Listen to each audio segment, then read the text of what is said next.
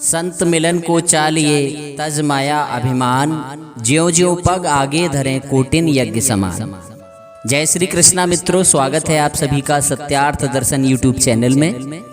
मित्रों, हमेशा की तरह हम एक बार फिर से आपके मध्य एक नई कहानी लेकर हाजिर हुए हैं। मित्रों, आज का प्रसंग बड़ा ही मार्मिक है और आज का प्रसंग है प्रातः स्मरणीय संत श्री हरिदास जी के जीवन से जुड़ा हुआ।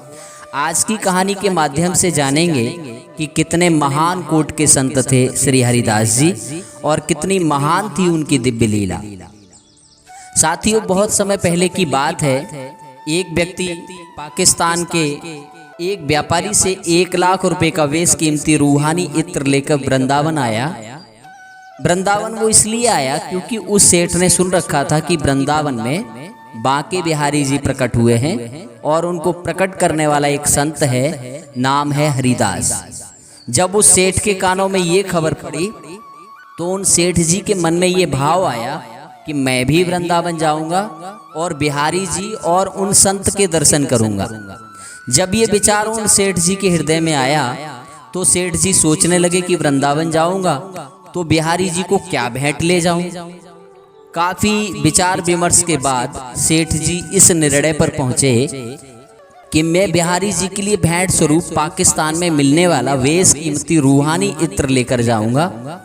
इसी भाव के चलते सेठ जी ने एक पाकिस्तान के व्यापारी से रूहानी इत्र की एक शीशी खरीदी और रूहानी इत्र लेकर वृंदावन पहुंच गए। मन में बड़े प्रसन्न थे, बहुत खुश थे। सोच रहे थे कि आज तो मैं भी अपने हाथों से बिहारी जी को इत्र लगाऊंगा और जब मैं इतना बेशकीमती इत्र बिहारी जी को लगाऊंगा तो इस इत्र की खुशबू से संत श्री हरिदास जी भी प्रसन्न हो जाएंगे। मित्रों, ये भाव लेकर सेठ जी वृंदावन पहुंच गए। जिस समय वो सेठ जी संत हरिदास जी के पास पहुंचे, उस समय संत हरिदास जी एक भाव में डूबे हुए समाधि में लीन थे। संत हरिदास जी की समाधि की अवस्था में ही देखते हैं कि राधा रानी और कृष्ण जी दोनों होली खेल रहे हैं। जब उस व्यक्ति ने देखा कि संत हरिदास जी तो ध्यान में हैं, तो उसने वह यत्र की शीशी उनके पास में ही रख दी और पास में ही बैठकर संत हरिदास जी की समाधि खुलने का इंतजार करने लगा। तभी संत देखते हैं कि राधा जी और कृष्ण जी एक दूसरे पर रंग डाल रहे हैं।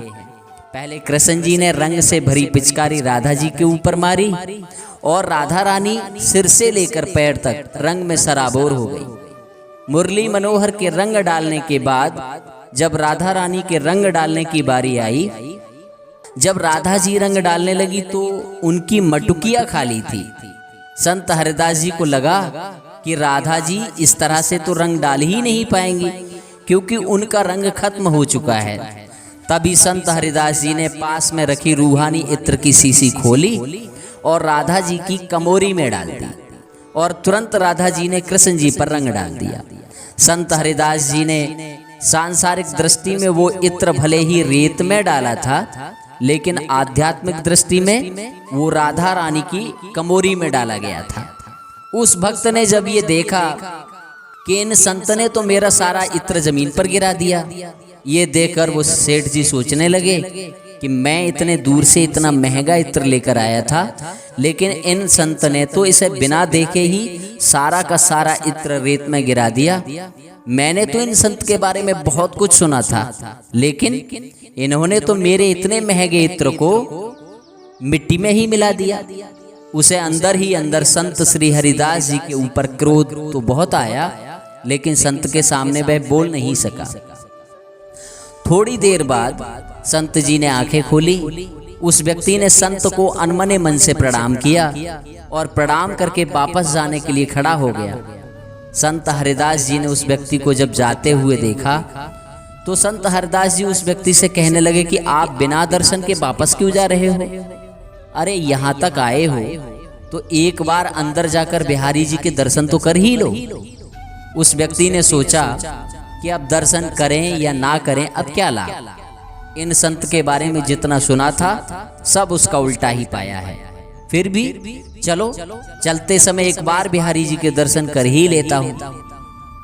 क्या पता अब कभी आना हो या ना हो, ऐसा सोचकर वह व्यक्ति बांके बिहारी जी के मंदिर में अंदर गया।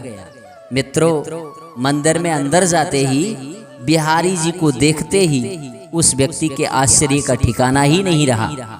वो व्यक्ति क्या देखता है कि जो इत्र वो लाया था पाकिस्तान से, सारे मंदिर में वही इत्र महक रहा है।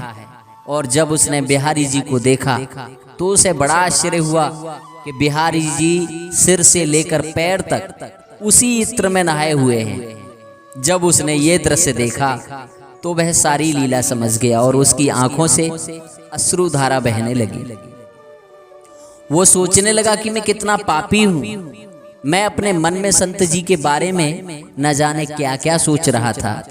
भक्तों, बिहारी जी के दर्शन करने के बाद वो व्यक्ति मंदिर से बाहर निकला और रोते हुए संत श्री हरिदास जी से माफी मांगने लगा और कहने लगा कि संत जी, आप मुझे माफ कर दीजिए, मैं बहुत पापी हूँ, मैंने आप पर अविश्वास दिखाया। संत श्री हरिदास जी ने उस व्यक्ति को उठाया और उसे प्यार से समझाने लगे और कहा, देखो भैया, तुम हताश निराश मत हो, क्योंकि तुम में और मुझ में बस यही फर्क है, तुम सांसारिक व्यक्ति हो, इसलिए भगवान को भी सांसारिक दृष्टि से देखते हो, लेकिन मैं इस संसार में रहते हुए भी इस संसार को आध्यात्मिक दृष्टि से देखता हूँ। मित्रों, संत श्री हरिदास जी के मुख से ये वचन सुनकर वो व्यक्ति निरुत्तर खड़ा था, बस संत जी को देखे ही जा रहा था। उसने बांके बिहारी जी और संत जी के बारे में जितना सुना था उससे कहीं बढ़कर पाया। मित्रों, ऐसे थे संत श्री हरिदास जी महाराज और ऐसे थे उनके चमत्कार।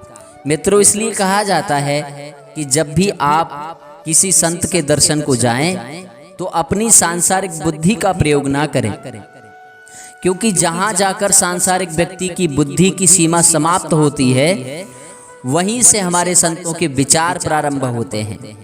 तो मित्रों, ये थी छोटी सी कहानी। आशा करते हैं आपको पसंद आई होगी। यदि वीडियो पसंद आया हो तो वीडियो को लाइक करें, कमेंट में जय श्री कृष्णा अवश्य लिखें और हो सके तो इस कहानी को अपने मिलने वालों के साथ भी अवश्य साझा करें। तो मित्रों, आज के लिए बस इतना ही। मिलते हैं अन्य ज्ञानवर्धक वीडियो में। तब तक के लिए आप सभी भक्तों को मेरी तरफ से जय श्री कृष्णा, जय श्री राधे, जय श्री श्याम। बोलिए श्री बांके बिहारी लाल की जय। बोलिए श्री संत श्री हरिदास जी की जय।